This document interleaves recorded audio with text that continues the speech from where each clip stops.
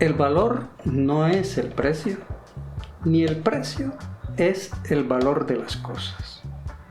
¿En dónde está la esencia del asunto? El problema del asunto es determinar qué es lo que crea valor en la sociedad y, por lo tanto, en dónde están los orígenes de la riqueza.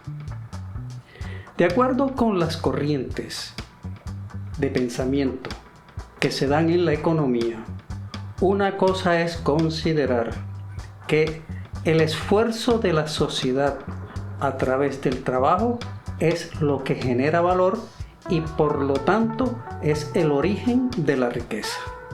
Es decir, una cosa es considerar que las personas, cuando participan en los procesos de producción, pueden ser como productores, pueden ser como propietarios o pueden ser como rentistas.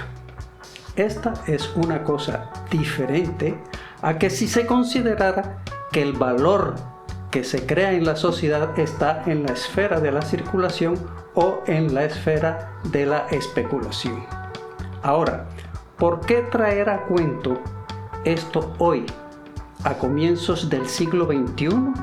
Por una sencilla razón, porque es que hay que explicar la razón por la cual las cosas cambian de manera abrupta de precio. Por ejemplo, nosotros podemos coger el caso de los activos financieros, por ejemplo, los bonos, las acciones o cualquier tipo de papel de este tipo de papel. ¿Qué es lo que encontramos? Lo que encontramos es que de pronto se disparan los precios o de pronto se caen. ¿Qué es lo que explica esto? ¿Acaso es que han cambiado de valor? Eso es una cosa importante. La otra cuestión que hay que aclarar, por ejemplo, es la siguiente. ¿Por qué razón una persona como Elon Musk ve incrementada su riqueza en $35,000 millones solamente porque Donald Trump ganó las elecciones? ¿Acaso ha creado suficiente valor para elevar la riqueza a tal magnitud? Bueno, esto hay que explicarlo. Para explicarlo, entonces, existen dos corrientes de pensamiento. Una que considera que el valor se crea a partir de la fuerza de trabajo. O la otra posición, según la cual el valor o el precio de las cosas está determinado por la escasez o las preferencias del consumidor. Una cosa es que el valor se genere en los procesos de producción y otra cosa es que se genere en los procesos de circulación. Una cosa es considerar que en la sociedad está dividida en clases según la posición que tengan frente a la producción y otra cosa es considerar que estamos en una sociedad en donde no hay clases sino individuos. Estas son dos diferencias sustanciales entre las dos corrientes de pensamiento que pueden explicar esto que tiene que ver con los cambios de precio o lo que es el valor en la sociedad. Toda vez que la corriente neoclásica, o sea, lo que hoy llamamos economía, ha dominado el pensamiento económico durante el siglo XX hasta la actualidad, se ha procurado que se olviden los aportes realizados por economistas clásicos o economistas anteriores a los clásicos. Entonces, conviene recordar, por ejemplo, cuáles fueron los aportes que hizo François Guénat con la tabla económica. ¿Por qué conviene recordarlo? Porque es la primera hoja de cálculo que se creó en la sociedad para establecer cuál era la medida de producción que se estaba dando en una sociedad. Esto es conveniente recordarlo porque está basada en la teoría del valor trabajo. En ese sentido, entonces, François Queneau, por ejemplo, divide a la sociedad en tres clases: la de los productores, la de los propietarios o terratenientes y la clase estéril. Entonces, aquí una de las cosas que vamos a ver es cómo es que François Queneau planteó esta manera de medir la economía en una sociedad. François Queneau fue un médico francés que vivió entre 1694 y 1774. Se considera uno de los primeros pensadores que creó la corriente de la fisiocracia. Esta corriente consideraba que la tierra es la única fuente de riqueza y la agricultura es quien la multiplica.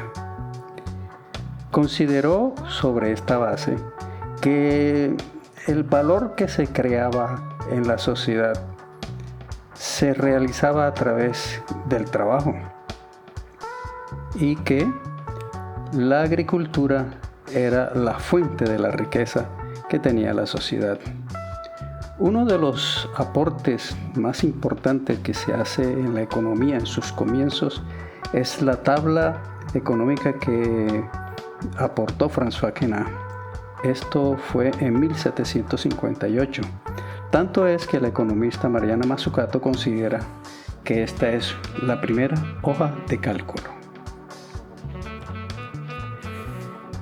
Lo que tenemos allí es una imagen de la tabla económica que diseñó François Queneau, en la cual se observa que hay tres clases sociales y describe cómo a través de las transacciones se da el proceso de circulación de mercancías. Para la elaboración de esta tabla, François Queneau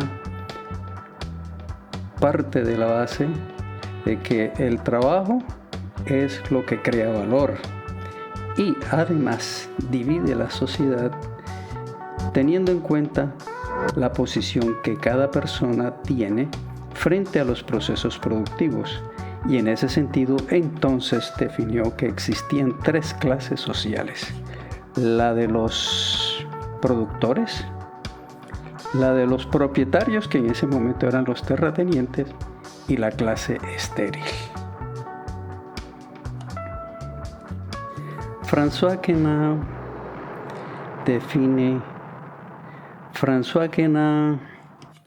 describe el proceso de circulación de la mercancía que se da en la sociedad, tal como se mencionó, por medio de los productores, los propietarios y la clase estéril.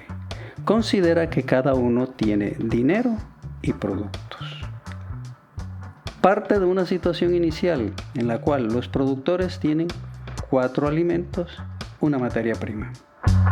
Los propietarios tienen 2 unidades de dinero y la clase estéril tiene 2 bienes manufacturados. La primera transacción que se da es mediante la cual los productores le venden a los propietarios una unidad de alimento y los propietarios le pagan a los productores con dinero.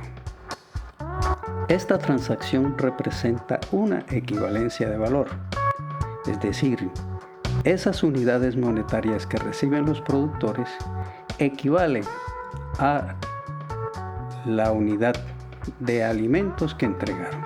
Una vez concluida la primera transacción, la situación de cada uno de los integrantes de esta sociedad es tal como se muestra en la gráfica.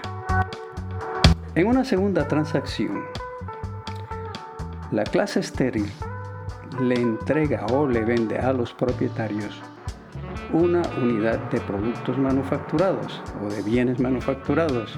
Los propietarios le pagan con dinero. Nuevamente hay una equivalencia de valor en esta transacción y al final de la cual cada una de las clases sociales queda como se describe a continuación. Luego tenemos una tercera transacción en la que operan situaciones similares a las descritas, de tal forma que a la cuarta transacción se realiza la quinta transacción y ahora tenemos una situación particular y es la transferencia que hay de valor de los productores a los propietarios. Esta es una manera de succionar el valor que tienen los productores. Ahora bien, la razón por la cual los productores le entregan esas 2 unidades de dinero es para compensar a los propietarios por ser estos los propietarios de la tierra que ellos están utilizando para los procesos productivos. Luego de la transferencia, la situación de cada una de las clases es tal como se observa allí. Ahora bien, si nosotros consideramos la situación que inicialmente se tenía y se compara una vez realizada la transferencia, el balance final del periodo es que los productores ahora tienen 2 unidades menos. Los propietarios tienen 2 unidades más y la clase estéril queda tal cual como estaba inicialmente. Shigeto Tsuru, un profesor marxista japonés, explicó de una manera breve y sencilla esta tabla de François Quenard. El ejercicio del profesor Tsuru es el siguiente. Parte del supuesto que los propietarios no tienen nada, los productores tienen 2 dinero, 4 alimentos, una materia prima y la clase estéril. La descripción del proceso de circulación que hace el profesor Tsuru es el siguiente. Primero, los productores le entregan a los propietarios el valor correspondiente al uso de la tierra. Los terratenientes reciben esas 2 unidades monetarias con los cuales intercambian con la clase estéril bienes manufacturados. Los propietarios también compran alimentos. La clase estéril compra alimento y los productores compran a la clase estéril bienes manufacturados. De esta manera, entonces, se cumple el ciclo de acuerdo con la descripción de ese proceso que hace el profesor Tsuru. Y observen ustedes, los propietarios que no tenían nada al comienzo, ahora tienen 2 unidades adicionales. Estas son 2 descripciones de la tabla de François Quenard. Carlos Marx es uno de los clásicos de la economía que le dio gran preponderancia a este aporte del médico francés. Y tanto es así que en carta fechada en Londres el 6 de julio de 1863 le escribe a Federico Engels, su amigo, una carta en la cual le presenta el diseño que él mismo había hecho teniendo en cuenta los aportes de François Quenard. En esa carta, Marx comienza diciendo: si te es posible con este calor, mira con algún cuidado la tabla económica adjunta con la que reemplazo la tabla de Quenard y comunícame todas tus objeciones. Abarca todo el proceso de producción. Lo que Marx le envía a Engels es este diagrama que se observa aquí. Es una reproducción del original del mismo.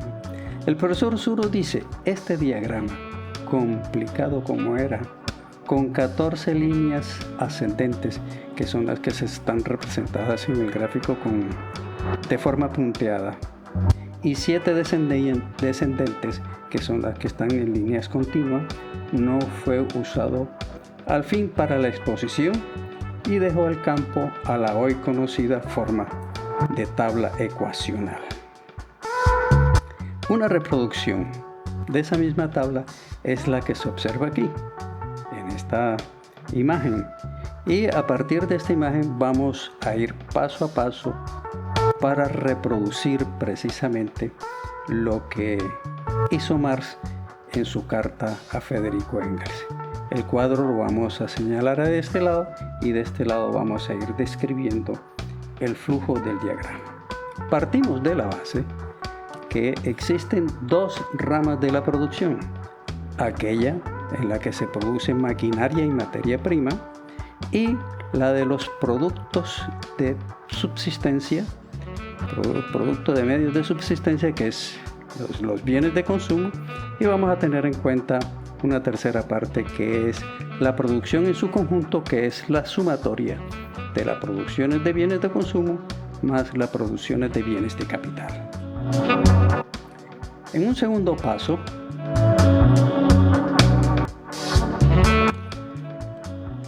se tiene lo siguiente, que para la producción de medios de consumo se emplea capital constante, capital variable que al momento de ponerse en función genera una plusvalía, y los tres elementos van a dar como resultado el producto final. Se supone lo siguiente, que el capital constante es 400, el capital variable 100 y la cuota de plusvalía que generan estos 100 unidades monetarias de capital variable es de 200. Al final tenemos que los 400 del capital constante, los 100 de capital variable y la plusvalía generada de 200 da como resultado un producto cuyo valor es 700. Ahora bien, estos 100 unidades monetarias de capital variable se entregan en forma de salario a los trabajadores. Los obreros, a su vez, con esos 100 pesos adquieren los medios de consumo producidos en esta rama de la producción. Es decir, que de estos 700 bienes finales de consumo producidos en esta rama de la producción van a parar a los salarios, van a parar a los obreros que compran por medio de los salarios que utilizan. A su vez, la plusvalía representa la ganancia de los propietarios, y esta ganancia se distribuye entre los industriales y comerciantes, los que reponen el dinero empleado en los procesos de producción y los propietarios de la renta de la tierra. A su vez, tenemos que los industriales y comerciantes, los que pusieron el dinero para los procesos de producción y la renta, adquieren los productos de bienes de consumo que están aquí. Es decir, los 200 de ganancia se traducen en adquisiciones de bienes de producción, de bienes de consumo, que son estos 700. Es decir, que de los 700 representados en bienes de consumo, 100 van a parar a manos de los obreros y 200 a los que reciben las ganancias del proceso de producción. Eso es lo que estamos expresando aquí en esta explicación. Por otro lado, en lo que respecta a la primera rama de la producción, en la cual están la fabricación de maquinarias y materia prima, se necesita un capital constante, capital variable, una plusvalía, y va a generar un producto. En esta rama de la producción se debe reponer el capital constante utilizado en la primera rama, y además debe producirse para reponer el capital constante que fue necesario utilizar en este proceso de producción. Se considera que, por ejemplo, son 533 el capital constante, 533 un tercio, más exactamente dice Marx. El capital variable será 133 un tercio, y la plusvalía será 267, un tercio, de tal manera que el producto final será 933. Esos 933, de esos 933, 133 se traducen en salario de los obreros que trabajan en la rama de producción de maquinaria, y los obreros con ese salario compran bienes de consumo elaborados en la segunda rama de la producción. A su vez, los 267, que representa la plusvalía generada en esta rama de la producción, constituyen la ganancia que van a parar a la ganancia de los industriales, a los que ponen el dinero y a la renta del suelo. De estos 400 de capital constante, obsérvese lo que se había expresado inicialmente, y es que de los 933 de bienes de capital empleados, producidos en esta rama, 400 constituyen la reposición del capital constante utilizado para los bienes de consumo. Y estos 533 constituyen el resto de los 933 finalmente utilizados. Ahora bien, al final lo que tenemos es que la producción en su conjunto estará compuesta también por los mismos tres elementos: el capital constante, el capital variable, la plusvalía. El capital constante será la suma del capital constante en las dos ramas de la producción, igual el capital variable, igual la plusvalía generada en las dos ramas de la producción, y el producto total será precisamente la sumatoria de los productos de los bienes de consumo y de la maquinaria utilizada. Ahora, de los restantes productos elaborados, el total es el que constituye la parte que se consume por la totalidad de los obreros de las dos ramas y de los que tienen ganancia en las dos ramas. Y a su vez, nosotros tendríamos que el resto del producto de 933 son 400 que van a capital constante de la primera rama de la producción, y los otros 500 que están constituidos por la reposición del capital constante de la segunda rama de la producción. Habíamos dicho que el profesor Suru señalaba cómo este mismo esquema se deja a un lado y le da paso a la forma ecuacional. En la forma ecuacional entonces tenemos lo siguiente, que en la primera rama de la producción tenemos que el capital constante se denota de esta forma, el capital variable se denota así como está indicado aquí, y esta es la plusvalía que genera un producto total que es W sub 1.